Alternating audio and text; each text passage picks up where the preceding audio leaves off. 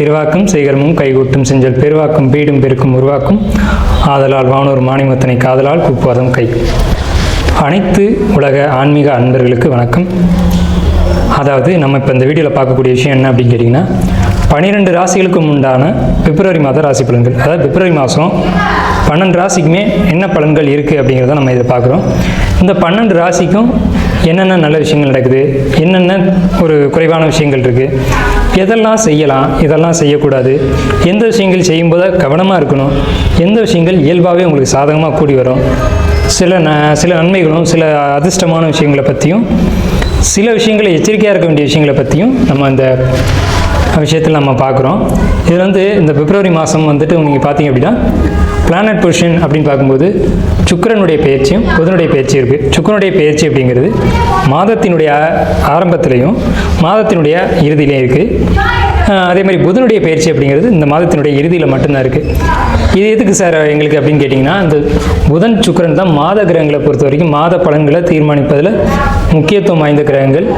இதில் சில ராசிகள் மட்டும் நல்ல பலன்களையும் சில ராசிகள் மட்டும் நியூட்ரலான பலன்களையும் அனுபவிக்க இருக்கீங்க. இதில் எந்தெந்த ராசிகளுக்கெல்லாம் சாதகமான அமைப்பு அப்படிங்கிறத முதல்ல நான் சொல்லிடுறேன். இதில் மேச ராசிக்காரங்களுக்கு நல்லா இருக்குன்னு சொல்கிறீங்களே சார், எப்படி சார் இது 7 ரச்சனை போயிட்டுருக்கு, எப்படி சார் நல்லா இருக்கும்னு நீங்கள் கேட்கலாம். ஆனால் உங்களுக்கு இந்த பிப்ரவரி மாதம், அதாவது பிப்ரவரி அப்படிங்கிறது மார்கழியும் தையும் இணைஞ்சு வரக்கூடிய மாதம். இந்த மாதத்தில் இருக்கக்கூடிய மாத கிரகங்களும் வருட கிரகங்களும் உங்களுக்கு சாதகமாக இருக்குது. மேச ராசி, அதே மாதிரி மிதுன ராசி, சிம்ம ராசி, அதே மாதிரி உங்களுக்கு தனுசு ராசி, மேசம், மிதுனம், சிம்மம், தனுசு, இந்த 4 ராசிகளுக்கு ரொம்ப டாப் மோஸ்டான நல்ல பலன்களை மட்டும் தரும். இது என்ன அப்படிங்கிறத நம்ம தனிப்பட்ட வீடியோவில் நம்ம அதை விரிவாக பார்க்கலாம். மற்ற ராசிகளுக்கு நெகட்டிவாக இருக்குமா சார் அப்படின்னா அப்படி கிடையாது. இது நான் ஜென்ரலாக சொல்லக்கூடிய விஷயங்கள் தான். ஒவ்வொரு ராசிக்கும் உண்டான செப்பரேட்டான பலன்களை நம்ம இப்போ ஒவ்வொரு வீடியோவில் பார்ப்போம். இப்போ நம்ம ஜென்ரலான விஷயங்களை பார்க்குறோம். இதில் இது யாருக்கு சாதகம் யாருக்கு பாதகம் அப்படின்னு பார்க்கும்போது கல்வி, மாணவர்களை பொறுத்த வரைக்கும் கல்வி, போட்டித் தேர்வு எழுதக்கூடியவங்க, நீட் எக்ஸாம் எழுதக்கூடியவங்க, அதே மாதிரி மாணவர்களை பொறுத்த வரைக்கும் எல்லா மாணவர்களும் நீட்டு தேர்வு அல்லது ஸ்டூடெண்ட்ஸு இப்போ அந்த போட்டித் தேர்வு எழுதக்கூடியவங்க, 10th +2 எழுதக்கூடியவங்க, அதில் படிக்கக்கூடியவங்க, இவங்களை பொறுத்த வரைக்கும் எப்படி இருக்கும் அப்படின்றத பற்றியும், அதே மாதிரி ஒரு 7ஆம் சீட்டு பிடிக்கிறவங்க அல்லது 7ஆம் சீட்டு போடுறவங்க இவங்களை பொறுத்த வரைக்கும் எப்படி இருக்கும் அப்படிங்கிற இந்த பிப்ரவரி மாதத்தில் நம்பி செய்யலாமா ஒரு விஷயத்தை அப்படிங்கிறத பொறுத்த வரைக்கும் அப்படிங்கிறத பற்றியும், கடன் வாங்கலாமா, புதிய தொழில்கள் பண்ணலாமா அப்படிங்கிறத பற்றியும் நம்ம அந்த 12 ராசிக்குமே பார்க்க இருக்கோம். 12 ராசிக்கும் ஏற்ற இறக்கங்கள் எப்படி இருக்க போகுது அப்படிங்கிறது இந்த வீடியோவில் ஒவ்வொரு வீடியோலையும் தனிப்பட்ட முறையில் நம்ம பார்க்க இருக்கோம். பிப்ரவரி மாதம் மிதுன ராசிக்கு உண்டான பலன்கள் என்ன அப்படிங்கிறத பார்ப்போம். பிப்ரவரி மாதத்தை பொறுத்த வரைக்கும் மிதுன ராசி ரொம்ப சூப்பராக இருக்குது. என்ன சார் நல்லா இருக்குது அப்படின்னு கேட்டிங்கன்னா, எங்கள் சந்திரன் மேலே குரு இருக்குது. ஓகே, நான் அதை அக்செப்ட் பண்ணிக்கிறேன். சந்திரன் மேலே இருக்க குரு எங்கெல்லாம் பார்க்குது அப்படிங்கிறது தான் விசேஷம். இந்த மாதம் பிப்ரவரி மாதம் முழுக்கவே குரு மிதுன ராசியில் தான் இருக்குது. பிப்ரவரி மாதம் முழுக்கவே குருவுடைய டிரான்சிட் இல்லை, அதாவது பெயர்ச்சி இல்லை. ஆனால் வக்ரமாக தான் இருக்கார், ராசி மேலே வக்ரமாக இருக்கார். இது ரொம்ப பாசிட்டிவான விஷயம், ரொம்ப சூப்பரான விஷயம். என்ன பாசிட்டிவ் என்ன சூப்பர் அப்படின்னு கேட்டிங்கன்னா, குரு நார்மலாக உங்கள் சந்திரன் மேலே இருந்தார் அப்படின்னு சொன்னால் அது பிரச்சனைக்குரிய ஒரு அமைப்பாக நம்ம சொல்லலாம். அவர் நார்மலாக இருக்கார் அப்படின்ற பட்சத்தில் தொந்தரவுகள் நிறைய கொடுக்கும். மனக்குழப்பங்கள், கவலைகள், தேவையற்ற பொருளாதார பிரச்சனைகள் இதெல்லாம் கொடுக்கும். பட் ஆனால் வக்ரமாக இருக்கிறதுனால பொருளாதார பிரச்சனைக்கு பதிலாக பொருளாதார ஏற்றங்களை கொடுத்துரும், கணவன் மனைவி ஒற்றுமையை கொடுத்துரும், மனசில் நிம்மதியை கொடுத்துரும், எல்லா வகையிலையும் உங்களுக்கு பாசிட்டிவ் தான் கொடுக்கும். தொழில் ஏற்றத்தை கொடுக்கும். நம்ம ரொம்ப முக்கியமாக எடுக்க வேண்டியது அதுதான். இந்த குரு வக்ரமாக இருக்கிறதுனால தான் உங்களுக்கு பிப்ரவரி மாதத்தில் தொழில் வளர்ச்சி அப்படிங்கிறது அபரிதமாக இருக்குது. சரிங்களா?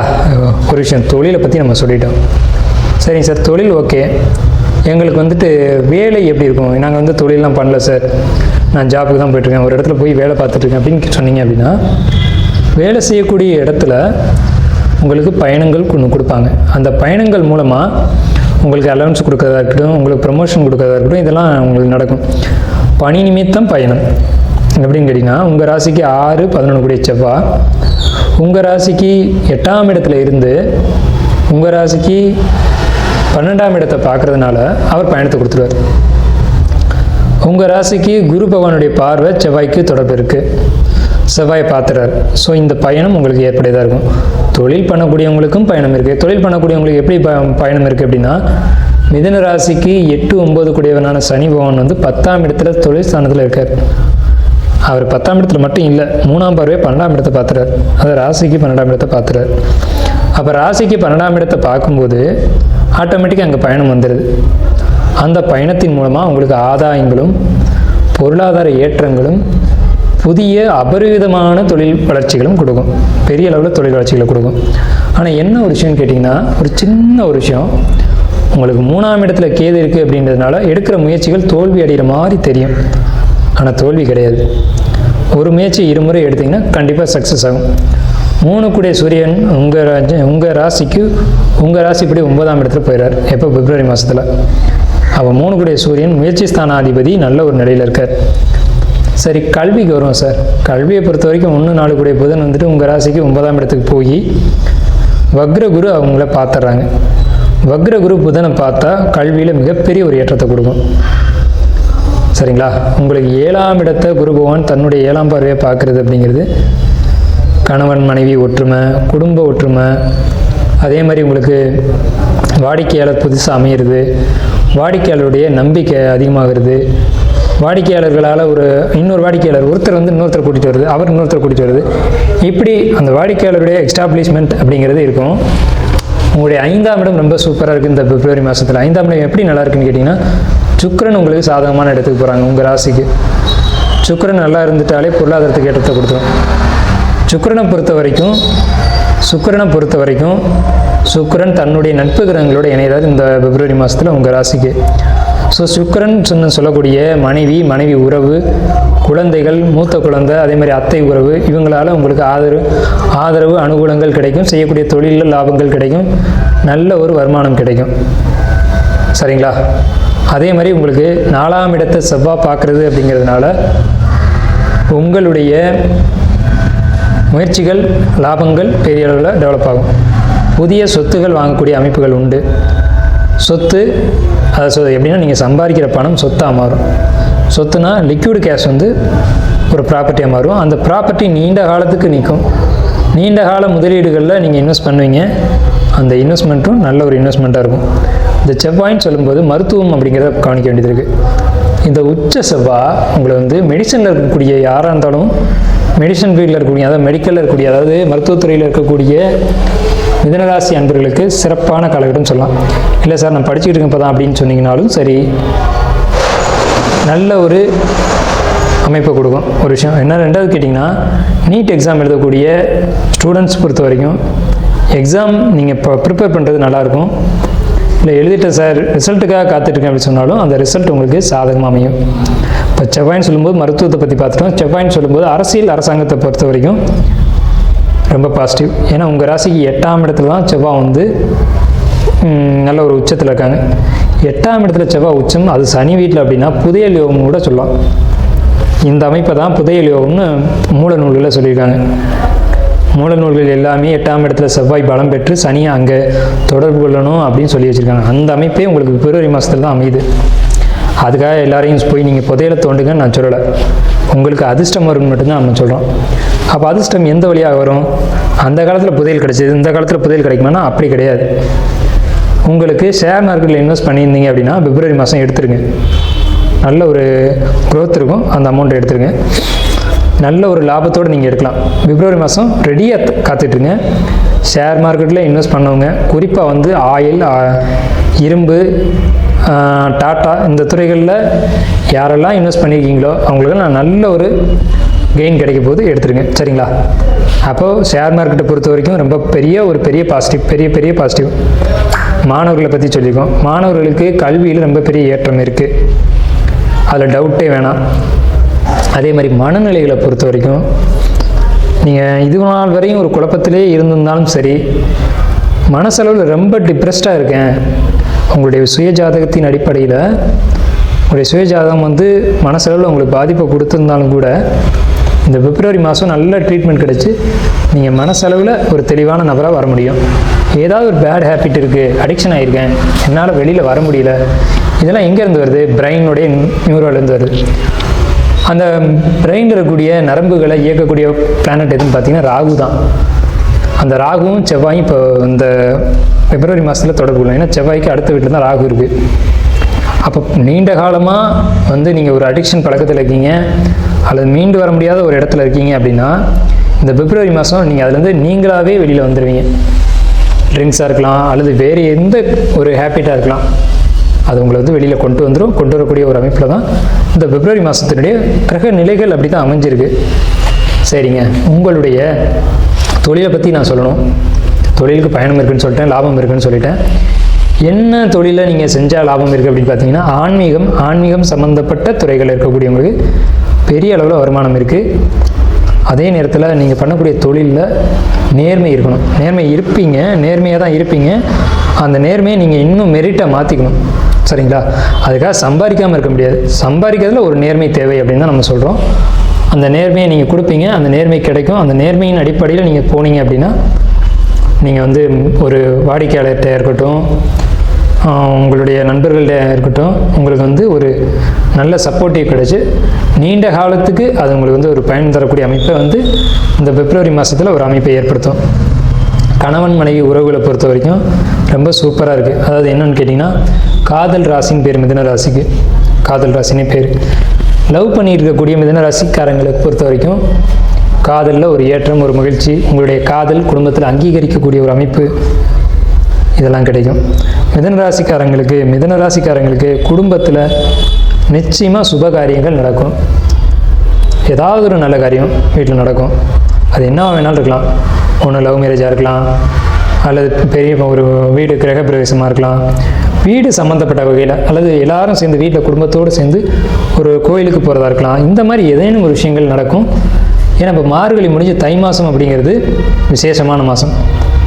ஆனால் கிருஷ்ண பரமாத்மா என்ன சொல்கிறாங்கன்னா, மாதங்களில் நான் மார்கழி அப்படின்னு சொல்கிறாங்க. அந்த மார்கழி மாதம் அப்படிங்கிறது எப்படி இருக்குன்னு பார்த்தீங்கன்னா, நம்மளுடைய சம்பிரதாயப்படி அதை ஒரு வந்து நெகட்டிவாக தான் பார்க்குறோம். ஆனால் மார்கழி மாதம் மிதுன ராசிக்கு ஏற்புடைய மாதமாக தான் இருக்குது. இருந்தாலும் மார்கழிக்கு பின்னாடி வரக்கூடிய தை மாதம், அதாவது 17/1/2028 அப்புறம் இன்னும் கூடுதலான நன்மைகளை தான் மிதுன ராசிக்காரங்க நீங்கள் சந்திக்க போகிறீங்க.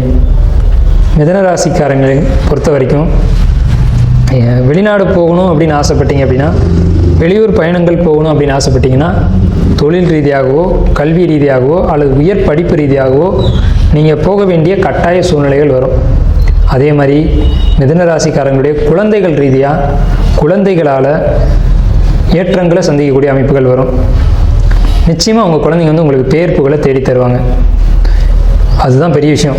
என்னன்னு கேட்டிங்கன்னா, ஈன்று புறம் தள்ளுதல் தாயின் கடனே, சான்றோன் ஆக்குவது தந்தையின் கடனே அப்படின்னு ஒரு வாக்கியம் இருக்குது. அதில் என்னன்னு கேட்டிங்கன்னா, ஒரு தன்னுடைய குழந்தை வந்து அது திருக்குறள் கூட இருக்குது. ஈன்ற போதும் பெரிதுவக்கும் தன்மகனை சான்றோன் என கேட்ட தாய் அப்படின்னு சொல்லுவாங்க. தன்னுடைய குழந்தை வந்து ஒரு அவச்சொல்ல சந்திச்சிட்டாங்க அப்படின்னா அது யார்? அந்த குழந்தையை விட தாய்க்கு தான் பெரிய மனவலி. ஆனால் நம்ம மிதுன ராசியில் இப்போ பிப்ரவரி மாதம் என்ன சொல்கிறோம் அப்படின்னு பார்த்தீங்கன்னா, அந்த விஷயத்தை தான் சொல்கிறோம். அதாவது ஈன்ற போதிலும் பெரிதுவக்கும் தன் மகனை சான்றோன் என கேட்டதாயின்னா, அப்போ உங்களுடைய குழந்தைங்களால் உங்களுக்கு ஏற்றம் இருக்கும்.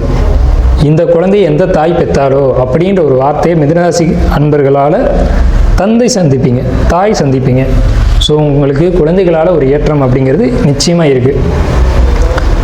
தாய் தகப்பனருக்கு ஏற்றம் இருக்குது. தாய் தந்தை உடல்நிலையில் ஒரு முன்னேற்றம், ஆரோக்கியம், ஒரு நல்ல நிலைப்பாடு அப்படிங்கிறது இருக்குது. உங்களுடைய சுயஜாதக ரீதியாக ஏதேனும் தொந்தரவுகள் இருந்தால் கூட உங்களுடைய ஆஸ்தான ஜோதிடர்கள்ட்டையோ அல்லது எங்களை மாதிரி ஒரு அஸ்ட்ராலஜர்ட்டையோ நீங்கள் வந்து காண்டாக்ட் பண்ணி உங்களுடைய தந்தை தாயார் உடல்நிலை பற்றி கேட்டுக்கலாம்.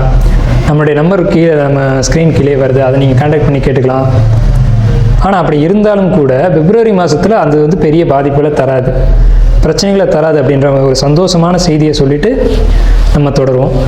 இந்த மாதிரியான ஒரு அமைப்பில் தான் உங்களுக்கு இந்த பிப்ரவரி மாதம் மிதுன ராசிக்கு அமைஞ்சிருக்கு. உங்களுடைய தொழிலில் லாபம் கிடைக்குமா அப்படின்னு கேட்டிங்கன்னா பெரிய அளவில் கிடைக்கும். சின்ன அளவுலலாம் கிடையாது, பெரிய அளவில் கிடைக்கும். உங்கள் ராசிக்கு 5, 7, 9 பாவங்கள் ரொம்ப சூப்பராக இருக்குது. ஒரு ஜாதகத்திலேயே 5, 7, 9 பாவங்களுக்கு தான் ஏற்றம் அதிகம். அந்த பாவத்துக்கு தான் அதிகமான நன்மைகள் இருக்குது. ஸோ அதனால் இந்த ராசியை பொறுத்த வரைக்கும், அதாவது இந்த ராசின்ற மிதுன ராசிக்காரங்களை பொறுத்த வரைக்கும், நம்ம ராசியை பொறுத்த வரைக்கும் நம்ம ராசிக்காரங்களுக்கு இந்த 2026ஆம் ஆண்டில் நம்ம மேலேயே சொல்லியிருந்தோம், நன்மை பெறும் ராசிகள் மேஷம், மிதுனம், சிம்மம் அப்படின்ற வரிசையை சொல்லியிருந்தோம். அந்த அடிப்படையில் 100% நன்மைகளை மட்டுமே அடையக்கூடிய ராசி மிதுன ராசி. நீங்கள் இந்த மிதுன ராசி அன்பர்கள் இந்த மாதத்தில் உங்களுக்கு ஒரு வழிபாடு எடுத்துக்கணும் அப்படின்னு நீங்கள் ஆசைப்பட்டீங்க அப்படின்னா குரு பகவானுடைய வழிபாடு தான் நான் சொல்லுவேன். குரு அப்படிங்கிறது சிவாலயத்தில் இருக்கக்கூடிய தட்சிணாமூர்த்தியை சொல்லுவாங்க. 2 குரு இருக்காங்கங்க. ஆக்சுவலாக உண்மையான குரு எது அப்படின்னு கேட்டிங்கன்னா நவகிரக பீடத்தில் இருக்கக்கூடியவங்க தான் உண்மையான குரு. தட்சிணாமூர்த்தின்றவங்க குரு பகவான், அந்த நவகிரகத்தில் இருக்கக்கூடிய குருவுக்கு குரு. ஸோ நீங்கள் 2 பேரில் யாரை வேணாலும் நீங்கள் எடுத்துக்கலாம். வியாழக்கிழமை தோறும் பிப்ரவரி மாதத்தில் வரக்கூடிய வியாழக்கிழமையில் நீங்கள் போய் குரு பகவானை தரிசனம் பண்ணிவிட்டு மனசார ஆத்மார்த்தமான வழிபாடுகளை எடுத்துகிட்டு நீங்கள் வரலாம். உங்களுக்கு ஏற்றங்கள் அதிகமாக இருக்கிறது. நன்மைகளை மட்டுமே இந்த பிப்ரவரி மாதத்தில் மிதனராசிக்காரங்களால் நீங்கள் சந்திக்க போகிறீங்க. குரு பகவானுடைய ஸ்துதி, குரு பகவானுடைய ஸ்தோத்திரம், இதில் எதை வேணாலும் நீங்கள் சொல்லலாம். இல்லை நீங்கள் வந்து உங்கள் ஊர் வந்து குரு பகவானுடைய கோயில் பக்கத்தில் இருக்குது, அல்லது குருமார்களுடைய கோயில் இருக்குது, அதாவது ராகவேந்திர சுவாமி அது மாதிரியான குருமார்கள் உங்களுக்கு பக்கத்தில் இருக்காங்க அப்படின்னா தாராளமாக நீங்கள் போய் தரிசனம் பண்ணிட்டு வரலாம். அல்லது குருமகர்களுடைய ஜீவ சமாதி இருக்குது அப்படின்னு நீங்கள் நினச்சிங்க அப்படின்னா, உதாரணத்துக்கு பாம்பன் சுவாமிகள் அந்த மாதிரியான ஜீவ சமாதிகள் எங்கெல்லாம் இருக்கோ நீங்கள் அந்த இடத்துக்கு போய் வழிபாடு பண்ணீங்க அப்படின்னா உங்கள் சுய ஜாதகத்தின் அடிப்படையில் வரக்கூடிய நெகட்டிவான விஷயங்கள் கூட நிவர்த்தி ஆகி ஏற்றங்களை அதிகமாக சந்திப்பீங்க. நன்றியும் வாழ்த்துக்களும். வாழ்க வளமுடன்.